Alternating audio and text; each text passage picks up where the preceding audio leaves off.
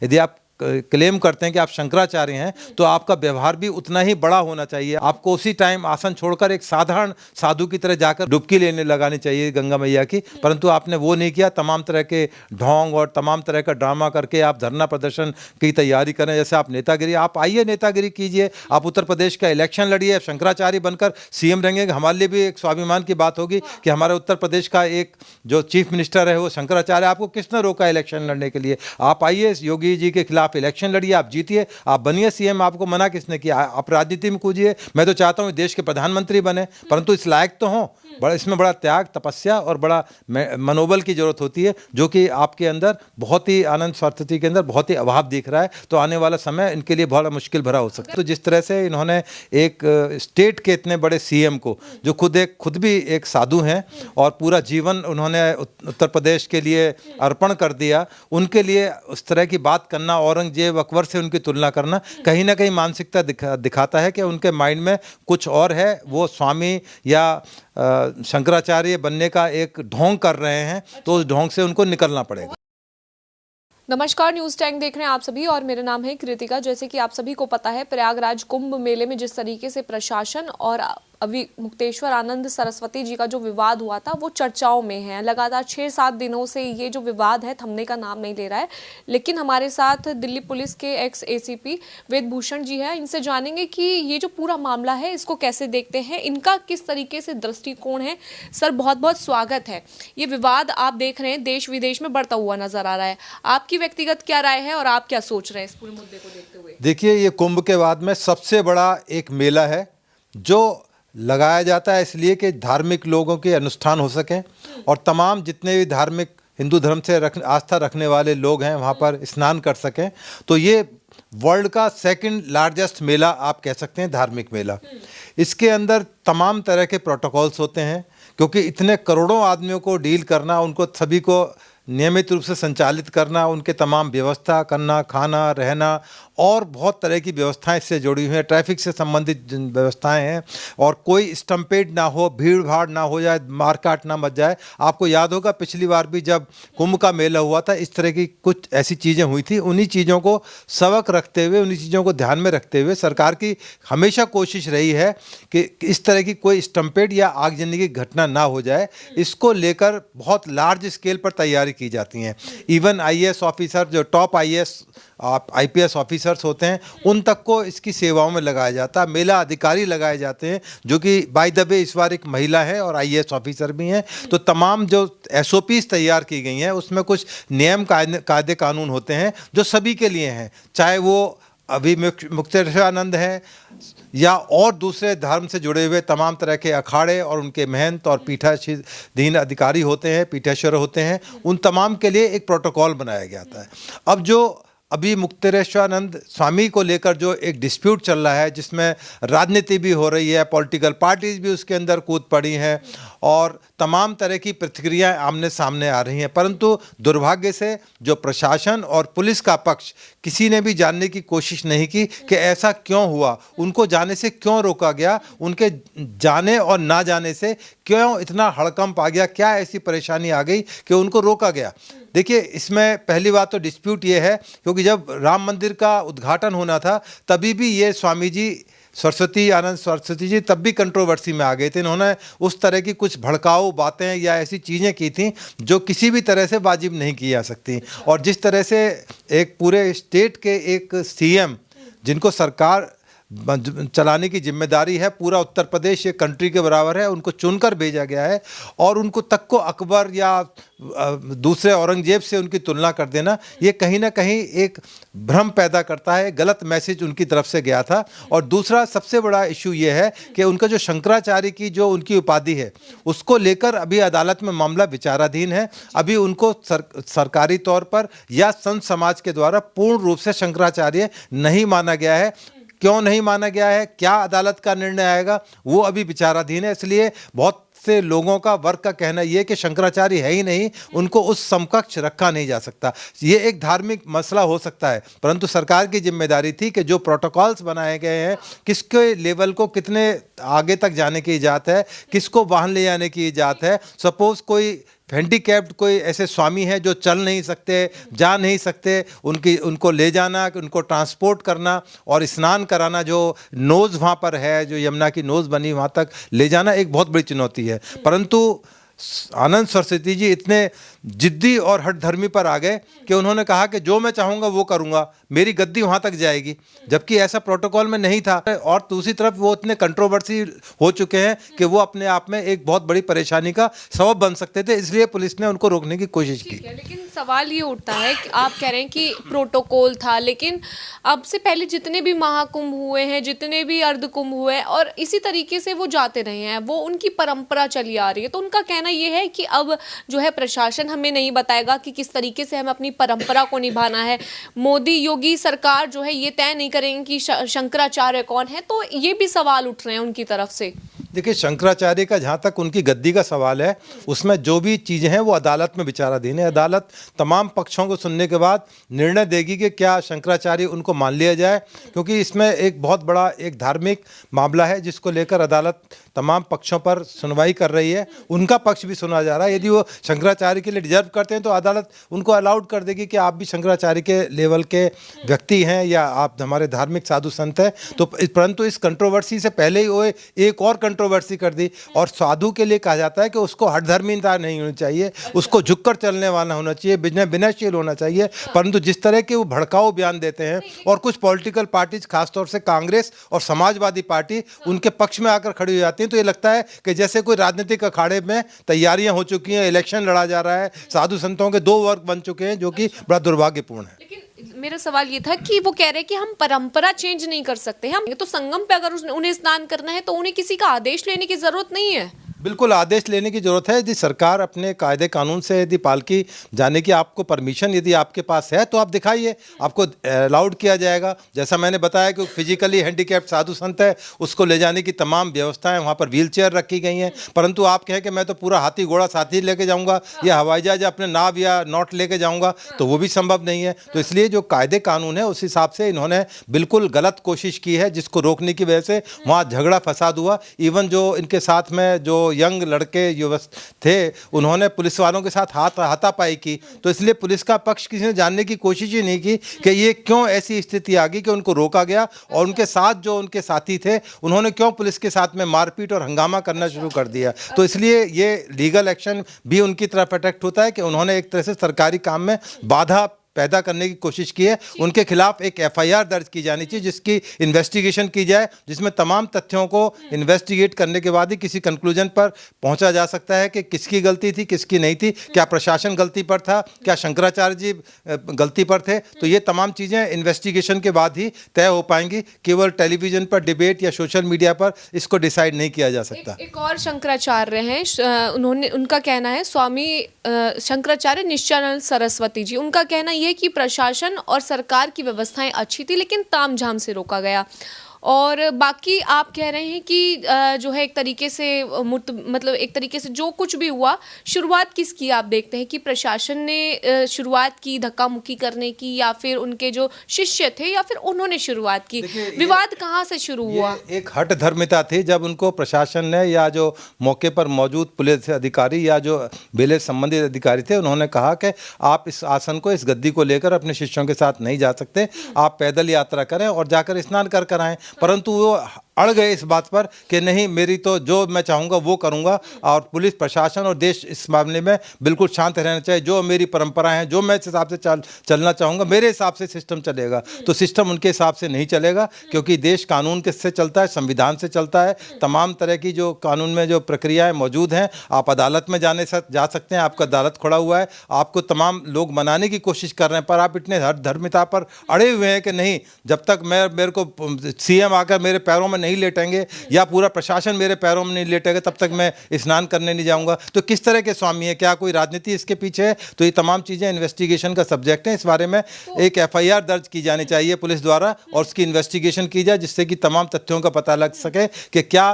Police ने पहले attack किया या इनके शिष्यों ने पहले पुलिस पर अटैक किया। ये इन्वेस्टिगेशन का विषय है, ना कि सामाजिक डिबेट का सब्जेक्ट है। तो आपको ये लगता है कि जिस तरीके से प्रशासन मुस्तैद रहा, उन्होंने भी तो नोटिस कर दिए हैं कई सारे, अब विवाद जो है खत्म होने की बजाय और बढ़ रहा है, तो ये भी सवाल उठ रहे हैं ना कि नोटिस भी दिया गया कि आप शंकराचार्य की उपाधि कैसे लगा सकते हैं, तो और ज्यादा विवाद बढ़ रहा है। ये भी देखिए आप, विवाद बढ़ना चाहिए। इस तरह के लोगों को बिल्कुल मेले में जाने की स्वीकृति नहीं मिलनी चाहिए। मैं तो उससे एक कदम आगे बढ़ रहा हूं कि इनके खिलाफ एक FIR होनी चाहिए जिसकी जांच की जाए, जिसमें तमाम एक SIT बनाई जाए जिसकी जांच अदालत के तहत हो, तमाम कानूनी प्रक्रियाओं के तहत हो, जिससे कि सच्चाई पर पहुंचाया जा सकता है। इस तरह की हठ धर्मिता से ना देश चलता है, ना कोई धर्म चलता है। इसलिए एक बहुत बड़ा साधु समाज इनके खिलाफ खड़ा हो गया है, जबकि सबको इकट्ठे होकर करना चाहिए। सबका इकट्ठा भाव है, हिंदू धर्म सबका है। तमाम जितने दूसरे पक्ष के साधु संत हैं वो भी हिंदू हैं, परंतु जिस तरह से इनका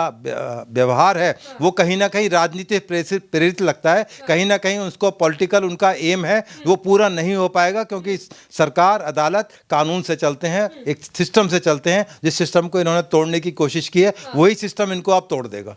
अभी आप कह रहे हैं कि राजनीति पार्टियां सपोर्ट कर रही हैं। अगर देखा जाए तो अखिलेश यादव, इनका जिस तरीके से अपमान हुआ उस पर कह रहे हैं कि हम साधु संतों के साथ हैं। अगर ये सरकार किसी भी तरीके से अन्याय करेगी, अपमान करेगी साधु संतों का, तो हम इनके साथ खड़े हैं। तो क्या लगता है अखिलेश यादव के सपोर्ट की वजह से ये सब हो रहा है? क्या लगता है 27 का माहौल बनाया जा रहा है?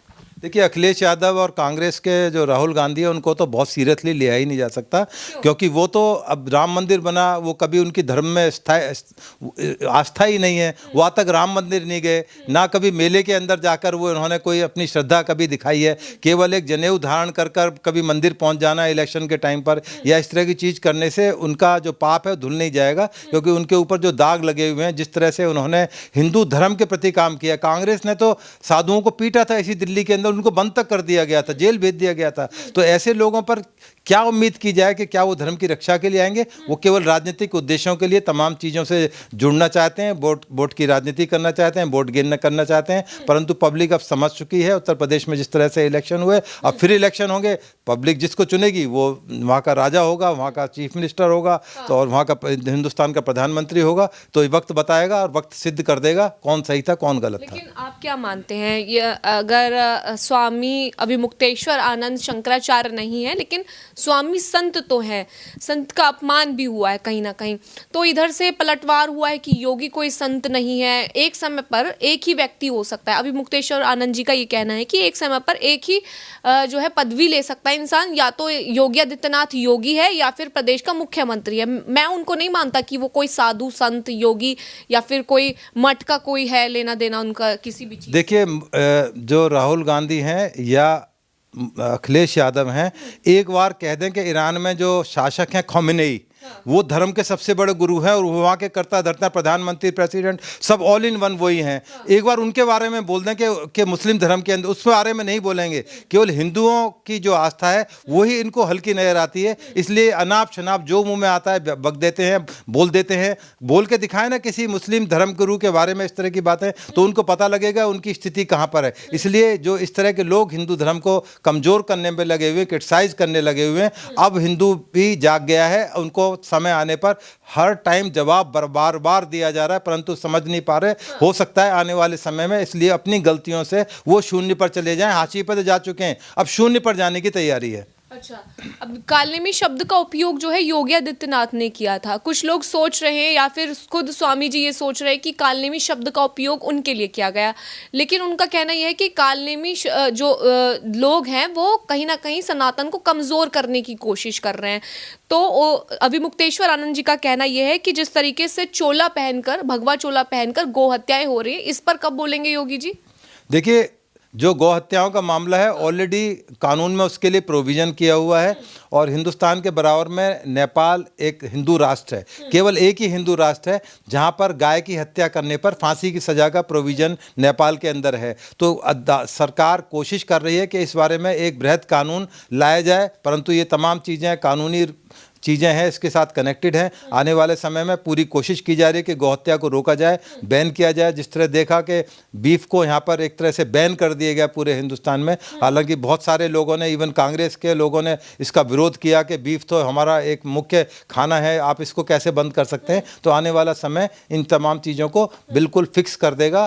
पब्लिक और जनता सब जानती है, समझ चुकी है, आने वाला समय बताएगा। अभी तक देखा जाए तो योगी आदित्यनाथ ने प्रदेश में क्या किया है, उनका कहना ये है कि गौ हत्या पर कोई भी कानून नहीं बनाया, मंदिरों को तोड़ा जा रहा है। राम मंदिर में जो एक तरीके से जो ध्वज आरोहण हुआ था उसको लेकर के भी उन्होंने जो है सवाल किए थे कि पीछे सैनिक थे जिन्होंने चमड़े के जूते पहने हुए थे। उन्होंने कहा कि अधूरे मंदिर में प्राण प्रतिष्ठा कर दी है। तो तमाम ऐसे सवाल भी होते हैं उनकी तरफ से। हाँ, तो ये अपने आप को कंट्रोवर्सी कर रहे हैं। अब मंदिर अधूरा है, पूरा है। अब आप ज्ञान देने के लिए, जब मंदिर बन रहा था तब आप आते समझाते लोगों को कि मंदिर अधूरा है, तमाम जो बातें हिंदू पक्ष की रखते, परंतु आप केवल क्रिटिसाइज करने के लिए और केवल उनको निगेट करने के लिए आप इस तरह की बातें करेंगे तो लोग पहचानते हैं। इसलिए आने वाला समय ऐसे जो अभी मुक्तेश्वरानंद आनंद सरस्वती जैसे लोग हैं उनके लिए अच्छा नहीं है। हिंदुस्तान के हिंदुओं के प्रति आपको अपनी आस्था रखनी पड़ेगी, नहीं तो आपका वही हाल होगा जो इन दिनों आपका हाल चल रहा है। आपकी हठधर्मिता आपको शून्य पर ला देगी, लोग आपसे घृणा करेंगे। रामभद्राचार्य जी का कहना है कि जो उनको प्रशासन ने नोटिस भेजा है वो सही किया, वो इसी लायक है, ना तो वो शंकराचार्य कहलाने लायक है ये आदमी, इस तरीके के उन्होंने भी यही बात बोली है। क्या कहते हैं आप इस पूरे मामले पर, किस तरीके से समाधान निकलेगा? आगे की बात कर रहा हूं मैं, तो उससे उनसे नोटिस से आगे की बात कर रहा हूं। मैं तो कह रहा हूं कि इस मामले में उनके खिलाफ FIR दर्ज की जानी चाहिए, उनके शिष्यों के खिलाफ। उन्होंने प्रशासन के काम में रुकावट पैदा करने की कोशिश की है। ये एक अपराध है, क्रिमिनल ऑफेंस है, इसमें कॉग्निजेंस लिया जा सकता है। उत्तर प्रदेश पुलिस को तुरंत उनके खिलाफ एक FIR दर्ज करके जो उनके तमाम चेले चपाटे शिष्य हैं उन तमाम इन्वेस्टिगेशन की जाए, तमाम CCTV फुटेज खंगाले जाएं और सही चीज सामने आ जाएगी, पब्लिक को पता लगेगा, अदालत को पता लगेगा व्हाट वेंट रॉन्ग, तो आने वाला समय इन तमाम चीजों को तय कर देगा। तो वाद विवाद और बढ़ जाएगा फिर। अभी हमारे देश में जो है साधु संत समाज दो गुटों में बढ़ चुके हैं। कोई कह रहा है कि शंकराचार्य हैं, अपमान हुआ है, शंकराचार्य नहीं है, संत तो है। लेकिन आप जिस तरीके से कह रहे हैं FIR होगी तो फिर तो और विवाद बढ़ जाएगा। विवाद बढ़ेगा नहीं, विवाद खत्म होगा। जिस तरह से उनको शंकराचार्य की उपाधि को लेकर विवाद अदालत के अंदर है, अदालत से तय करेगी कि भाई उनको शंकराचार्य की उपाधि के लायक हैं या नहीं है। उसी तरह FIR मतलब होने का ये नहीं कि आप उनको उठाकर जेल में डाल रहे हैं। जो वहाँ पर घटित हुआ है उस दिन, क्यों रोका गया, नहीं रोका गया, क्या स्टैंडिंग ऑर्डर थे, कानून क्या कहता है, सिस्टम क्या कहता है, कितनी पब्लिक थी, क्या उनको और लोगों को अलाउड किया गया, तो क्यों किया गया, इनको क्यों रोका गया, तमाम FIR इन्वेस्टिगेशन के बाद ही तमाम चीजें होंगी। इसलिए मेरा बिल्कुल स्पष्ट है कि इस मामले के अंदर एक FIR तुरंत उत्तर पुलिस दर्ज करे और उसकी इन्वेस्टिगेशन SIT द्वारा कराई जाए, जिसमें सीनियर लेवल के अधिकारी हों, बल्कि हो सके तो जुडिशियल ऑफिसर्स के तहत ये अंडर उनकी सुपरविजन में इन्वेस्टिगेशन कराई जाए। एक आखिरी सवाल है। राष्ट्रीय हिंदू दल संगठन ने जो है कई बार जो है इनको अविमुक्तेश्वर आनंद जी को जो है नोटिस भेजा है अपनी बात रखने के लिए। उन्होंने कहा है कि इनके शिविर को जो है गुम्मद का आकार दे देना चाहिए और इनको हज पर चले जाना चाहिए, क्योंकि अभी इन्होंने हाल ही में जो है आप देखिए ज्ञानवापी में जिस तरीके से पूरा केस चल रहा है, उन्होंने कई बार तंज कसा कि हिंदू हमेशा कायर है, कभी भी गौ हत्या के लिए खड़ा नहीं होता है।